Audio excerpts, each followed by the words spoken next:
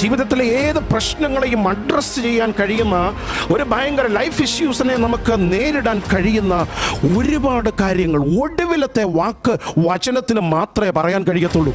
നിനക്ക് മുൻപിൽ വരാൻ സാധ്യതകളില്ലെങ്കിലും, നിയമം നിനക്കെതിരാണെങ്കിലും, നിനക്കൊരു ഭാവിയില്ലെന്ന് നിയമം എഴുതി വെച്ചാലും, ഇന്ന് മുതൽ ദൈവത്തിന്റെ ദയ വെളിപ്പെട്ടാൽ നിന്നെ മാനിപ്പാൻ എന്റെ ദൈവത്തിന് ഒരു സെക്കൻഡ് മതി. കർത്താവ് ഗംഭീരനാദത്തോടെ, പ്രധാന ദൂതന്റെ ശബ്ദത്തോടെ, ദൈവത്തിന്റെ കാഹളത്തോടു കൂടെ വിശുദ്ധിയിൽ ജീവിച്ചവരെ ചെറുപ്പരാൻ യേശു മടങ്ങി വരും. ബാബിലോണിലെ മുട്ടിപിറകെ കത്തിയിട്ടും യഹൂദ ബാലന്മാർക്ക് പൊള്ളിയില്ലല്ലോ. വെട്ടിത്തിളച്ച എണ്ണയ്ക്കകത്ത് കിടന്നിട്ടും യോഹന്നാൻ കരിഞ്ഞില്ലല്ലോ. നമ്മൾ ചിന്തിച്ചതിന് മേളിലാ പരിശുദ്ധാത്മാവ്.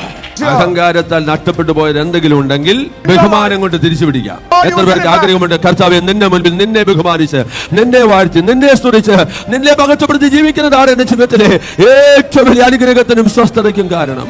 സ്തോത്രം. പ്രവാചകനോ പാസ്റ്ററോ ആരുമല്ല എന്നെ പേർ ചൊല്ലി വിളിച്ചത്. എന്നെ പേർ ചൊല്ലി വിളിച്ചത് സ്വർഗത്തിലെ എന്റെ അപ്പന, സകലത്തിന്റെ ഉടയവനായ എന്റെ അപ്പന എന്നെ പേർ ചൊല്ലി വിളിച്ചത്. എന്റെ പേര് എന്റെ അപ്പന് വ്യക്തമായിട്ട് അറിയാം.